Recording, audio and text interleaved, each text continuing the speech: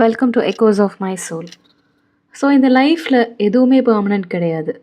நாம் நினைப்போம் நமக்கு இப்போ இருக்கிற இந்த ஸ்ட்ரகிள், இந்த கஷ்டமான நாட்கள், இது எல்லாமே ஐயோ நம்ம பெர்மனெண்ட்டாக நம்ம கூடவே இருந்துருமோ அப்படின்னு நம்ம பயப்படக்கூட செய்யலாம். ஆனால் ஒரே ஒரு விஷயந்தான் நம்ம எல்லாம் தெரிஞ்சுக்கணும், எல்லாமே டெம்ப்ரவரி தான். இப்போ நீங்கள் ஃபீல் பண்ணுற அந்த ஸ்ட்ரகிள் நாளைக்கு அது உங்கள் ஸ்ட்ரென்த்தாக கூட மாறலாம். நம்ம கூடவே இருக்கிற நம்ம ப்ராப்ளம்ஸ் நம்ம கூடவே ஸ்டே பண்ணிகிட்டு இருக்க போகிறது கிடையாது. கண்டிப்பாக அது எல்லாமே ஒரு நாள் நம்மளை விட்டு போயிடும். கஷ்டம் இங்கேயே நம்ம கூடவே தங்கிற போகுது அப்படின்னு நம்ம நினைக்க வேணாம். நாம் மூவ் ஆன் ஆனோன்னா அந்த கஷ்டங்களும் நம்மளை விட்டு மூவ் ஆன் ஆகிடும். ஸோ இந்த டார்க் பேஸ் ஆஃப் லைஃப் உங்கள் வாழ்க்கையில் கண்டிப்பாக அப்படியே நம்ம கூடவே நிலைச்சு நின்றோமோ, இந்த வாழ்க்கை, இந்த போராட்டம் இதுக்கு ஒரு முடிவே இல்லையா அப்படின்னு கூட நீங்கள் சில நேரம் ரொம்ப மனசுடைச்சு போகலாம். ஆனால் எதுவுமே அப்படி கிடையாது. This is not your final place. Just இது ஒரு பாசிங் சீசன். இந்த டார்க் பேஸ் ஆஃப் லைஃப்பை நீங்கள் கடந்துட்டிங்கன்னா கண்டிப்பாக ஒரு ஹாப்பி மூமெண்ட்ஸ் ஆஃப் லைஃப்பை நீங்கள் கண்டிப்பாக என்ஜாய் பண்ணுறதுக்கு நிறையாவே நாட்கள் இருக்குது. இப்போ நீங்கள் அனுபவிக்கிற இந்த கஷ்டம் வந்துட்டு ஜஸ்ட் லைஃப்பில் ஒரு சாப்டர்னு நினச்சிக்கோங்க.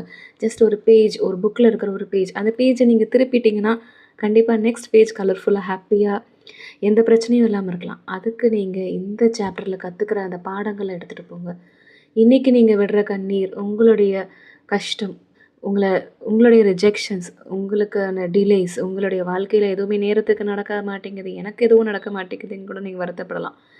எல்லாமே டெம்ப்ரவரி தான். உங்கள் எது நிலையானது, எது பர்மனெண்ட் ஆனதுன்னு கேட்டிங்கன்னா உங்களுடைய ஸ்ட்ரென்த், நீங்கள் கற்றுக்கொண்ட பாடம், உங்களுடைய தைரியம், உங்களுடைய மன வலிமை, இதெல்லாம் தான் பர்மனெண்ட்டான விஷயங்கள். ஸோ லைஃப்பில் அதை எடுத்துகிட்டு போங்க அடுத்த கட்டத்துக்கு.